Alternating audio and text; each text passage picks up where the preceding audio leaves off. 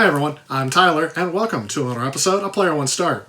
So today we're going to finish up my retrospective on the Sega Menacer games for the Sega Genesis. This time, I finally have the Sega CD games. If you haven't already, I would also recommend going back and watching my first video on the Sega Menacer so you can see the cartridge games.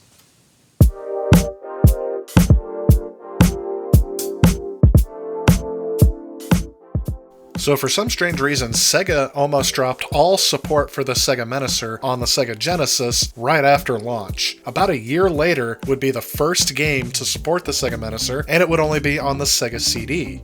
Another year after that, 3 more games would come out, one requiring the Sega 32X as well, and then no more games would be developed for it. It is most likely because Sega had overextended themselves by this point by releasing the Sega CD, the 32X, the Sega Nomad, and they'd even planned to release a console called the Sega Neptune, all while developing the Sega Saturn. Sega decided to shift its priorities to one console, and that console would not be the Sega Genesis anymore.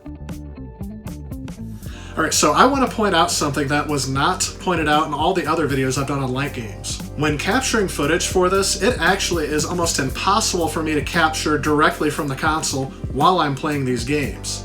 And the reasoning for that is that whenever I capture a game, it actually introduces a slight delay. So because the timing is very crucial for the light gun being able to see what's on the TV when I press the trigger, it actually makes it impossible for me to have this delay in there. Even though it's so small, it actually is just way too much for the light gun to keep up. So as a result, that's why when you see me review light gun games, I don't use a capture device. I actually put the camera directly up to the TV. It doesn't look as pretty, but it works.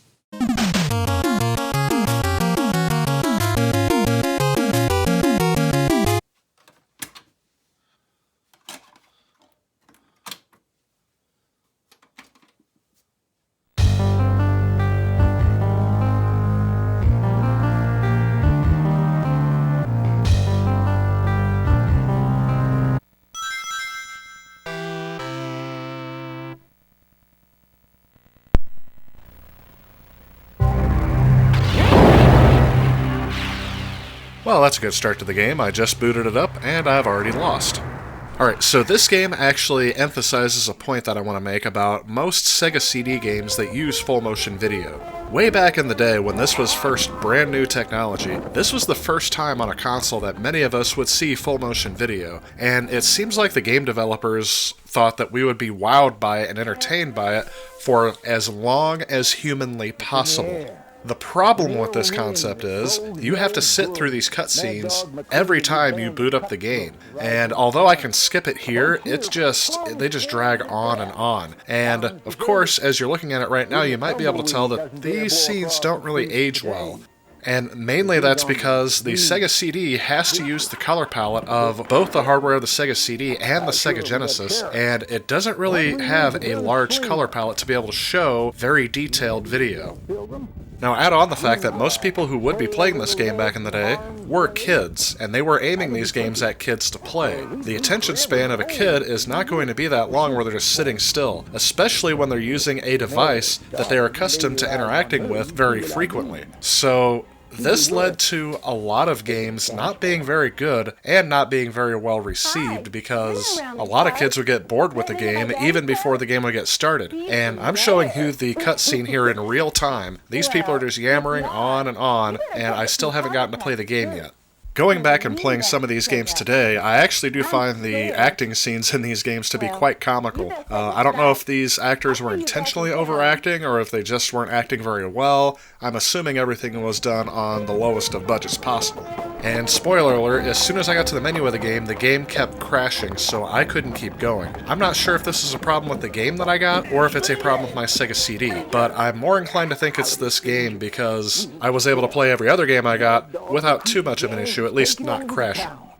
The mayor and his daughter have been taken hostage out to Mad Dog's hideout. The sheriff, he's locked up in jail. We're going to have to get him out to help with the gang. Can you help? Howdy, stranger. If you're fixing to take on Mad Dog McCree and his outlaws, you need to do a few things. First, you'll need plenty of ammunition for that 6-shooter. Reload it by putting it back in your holster. Second, when you see a cow skull or a spittoon, you'll want to shoot it because it'll sure help you.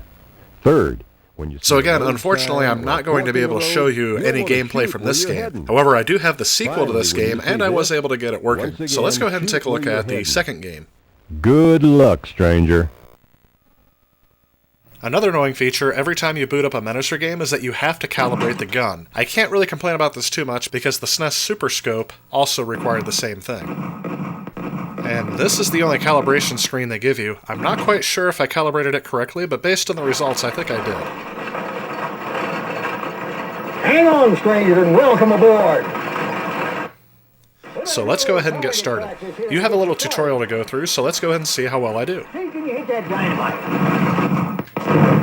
Not bad. Shoot that skull, it's strong. Good shot. So the game is very forgiving on your accuracy. As long as you're close to your target, it actually plays the correct video. Notice that there's a slight little delay between when you shoot and when you actually win, because it's going to stop playing one video and then play you a different video based on you winning. However, if you lose, the video just keeps going. Back to the gold. The Padre has the other half. Watch out for Mad Dog.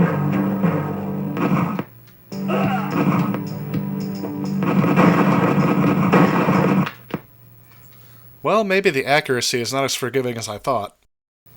Well, you got 2 lives left. Unfortunately, I didn't do much better through my other 2 playthroughs. I have the feeling if I gave this game enough time, I would get better at this game because I would just be memorizing where all the targets come out at.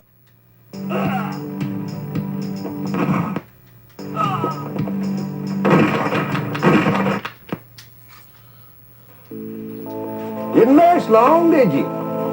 Yeah, I didn't last very long, did I? So overall, this game is just okay. I feel like it could become way too easy, way too quickly, because all you need to do is just memorize where the people are going to jump out at you. Let's go ahead and move on to another game.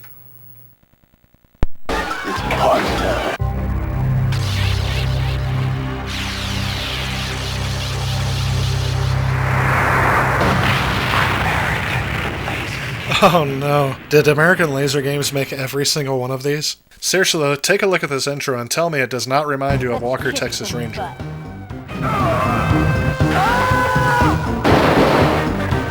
Welcome to Undercover.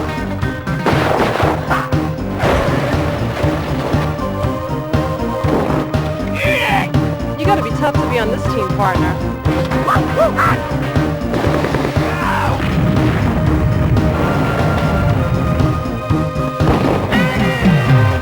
Alright, so to start out, you are given an option of which scenario you want to tackle first.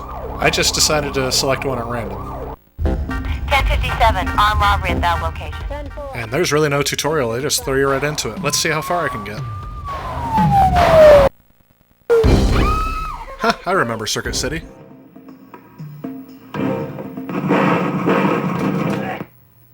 Well, that's discouraging. Let's try that one again. You'll never make it to undercover. Shoot to choose a location.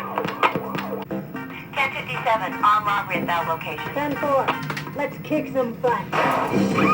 Everybody freeze!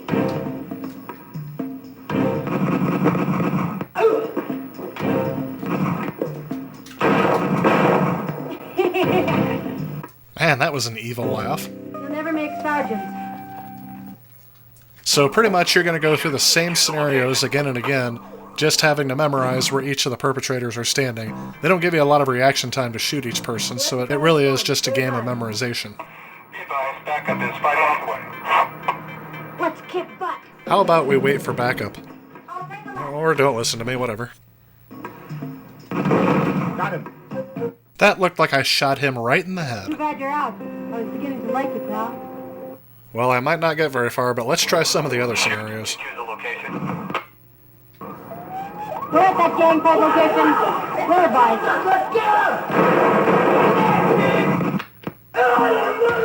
Sheesh, overact much? I like the evil laughs they give when they win. Later, dude. I think it's time to say that to this game.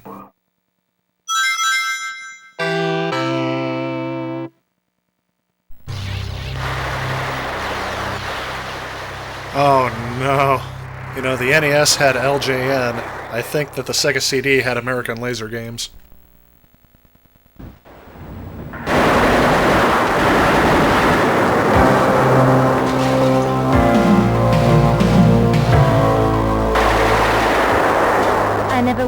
very lucky until I met Johnny Rock. And now someone's even taken him away from me. So, some of you cinephiles out there may recognize the genre of this game right off the bat. This is done in the film noir style, kind of like the gangster dramas of the 1930s. However, they decided that would make a great storyline for a video game. And in one case, you'd be kind of correct. This actually wouldn't be a bad movie to watch, as some of the cutscenes are quite hilarious. Again, the overacting and the low-budget production values of this game, I find quite hilarious. I'm not quite sure if everyone would get it, but if you appreciate my type of humor, I think you would like this game a little bit just from that standpoint. Let's take a look at some of the clips from the opening cutscene, and you'll get an idea of what I'm talking about. I acquired it for him, and he placed a few bets in my book, but I didn't shoot him. I pack a pencil, not a piece. Oh, sweet talk Johnny Rock. Sure, he used to sing here. I was gonna make him a star. Why would I do him in? Do I look like I'm hurting? Maybe it was that weasel they call measles. And then somebody plugged him. Hey, not me. I took care of him. Look, I can make sure it'll be worth your time. So this game is kind of a combination between a point-and-click adventure game and a light gun shooting game, with elements of a choose-your-own-adventure book. It is worth noting that you can play this game with the Konami Justifier and a mouse. There's someone to see you, boss. As soon as I saw her, I knew she was trouble. I'm in trouble, and I need your help. Then I made my first mistake. Johnny Rock. He was a singer. He always wanted to be on the hit parade. And that night somebody made his wish come true.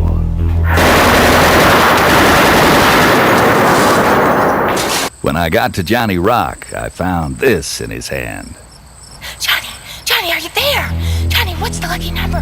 Johnny, what's the lucky number? Then I made my second mistake. I said I'd try. Then I opened the telegram. So skipping ahead a little bit, you can see the main interactive parts of the game is the shooting gallery.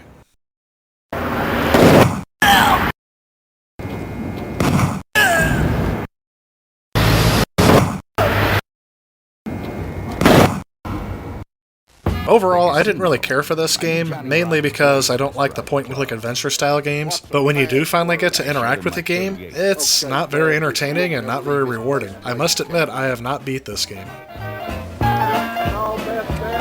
There she was in the purple cape, Lockjaw Lil. She was the tight-lipped dame that I'd needed to talk to.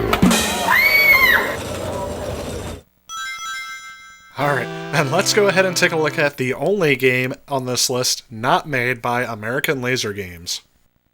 Okay, so I have talked about these games before. There are some games that require both the 32X and the Sega CD. So because this game comes with two different versions, one that only needs the Sega CD and one that also needs the 32X, I wondered what's the difference between the two? And I found out that the 32X version just uses more colors from the 32X to create a more realistic looking movie image. So yes, this 32X version is using the color palette from the Sega Genesis, the Sega CD, and the Sega 32X, and this is the best quality video that you can get on this console.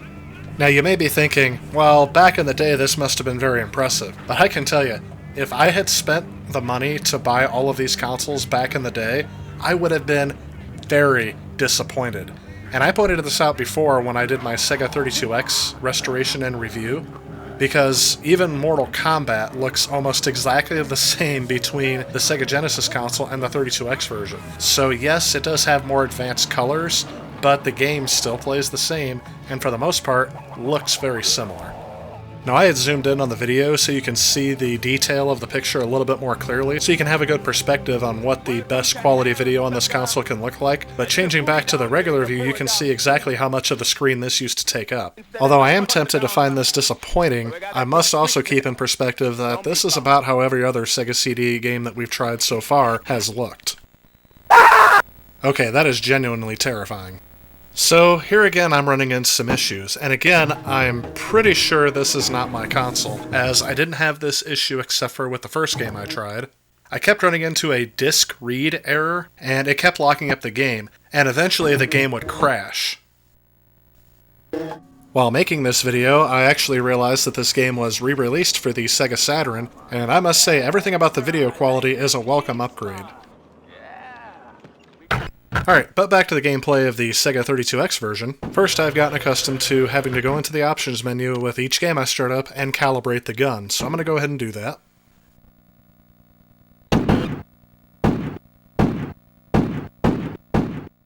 Alright, that should do it. Let's go ahead and jump into the gameplay.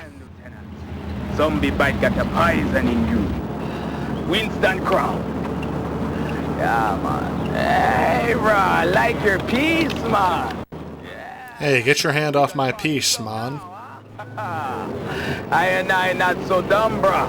Not too bad, man, not with that shooting iron, Me tell you what. You help me get treasure here. I be your taxi. Keep you living, man.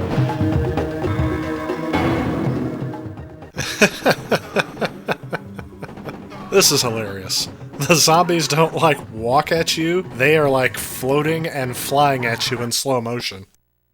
But my fun is short-lived because, yet again, I've run into another disk read error and the game has crashed. Unfortunately, this is as far as I could get with the Sega Menacer. So again, the difficulty getting the light gun actually set up correctly and calibrated is a pain to deal with each game. And that's why I decided to go back and play the game Corpse Killer without the light gun and see how I do. Has he been telling you about that crazy pirate story? It's pathetic. How about the voodoo witch doctor routine? Perhaps maybe you and I are a little bit late. I'm not driving you, Miss Daisy, no place. In my bodyguard. This woman is evil business, bruh. She got you snookered already. So, Lieutenant, why did the Pentagon order its top search and destroy squad into this squalid little hellhole? Him not just stooly guy. Him just pulled the trigger. Cool toy. I bet you know how to turn it on.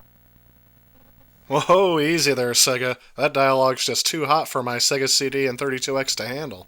And I bet you know how to do a lot of things.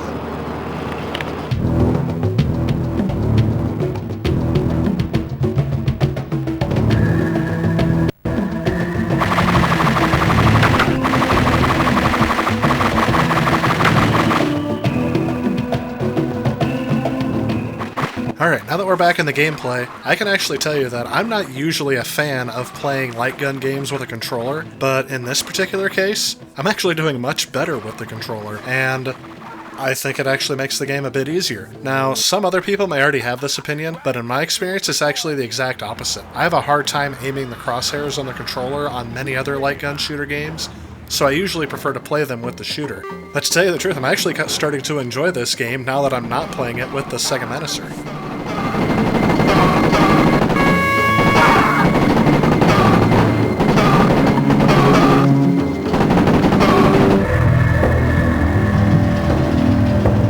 Greetings, Lieutenant.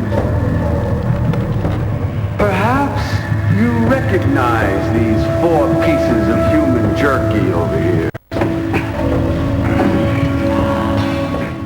So anyway, I think that this game is mediocre. I enjoy it for reasons that I don't think was actually intended. I find this game to be incredibly corny. If you don't take the source material seriously, I think that it is quite amusing, and just for the fact that it's one of those things that's just so dumb it's funny. Stinking piece of crap. Lieutenant, he's something else.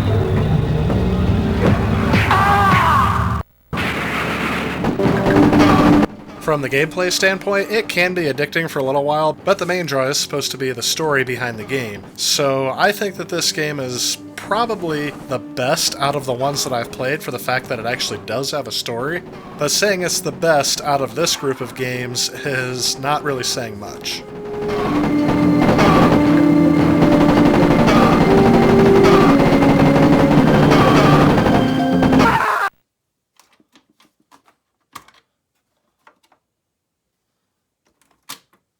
Alright, so that's it for the Menacer games. I have reviewed them all. It's a very small list, and it took a while for me to track them all down, but that's it. However, I did mention in my previous video on the Menacer that there was another light gun accessory released for the Genesis. It was called the Konami Justifier. And believe it or not, this game is only compatible with 2 games that I know of at the top of my head. So during this time, while I have everything set up, I decided to go ahead and try out Lethal Enforcers with the Konami Justifier at the same time. So let's take a look.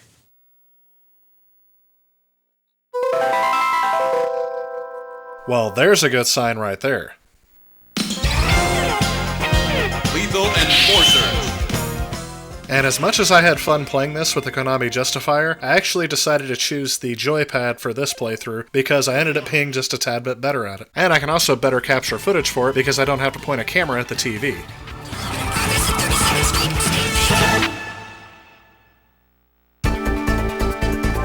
Eat lead.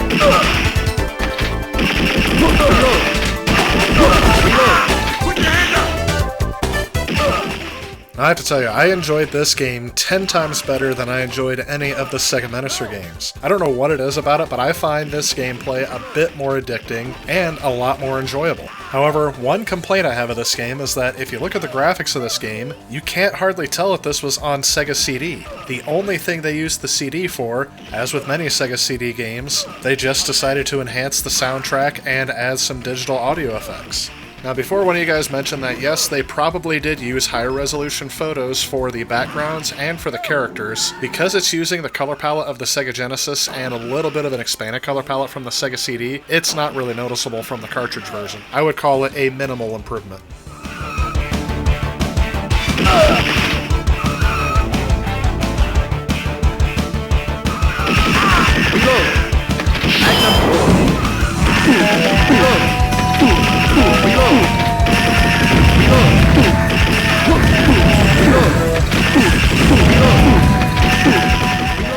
Although I enjoyed this game, I actually find that other ports of this game are better than the Sega CD version, so I would not recommend it for that reason. But if you do want this for Sega CD and you already have most of the stuff for it, then yes, this is definitely an essential game to get for it.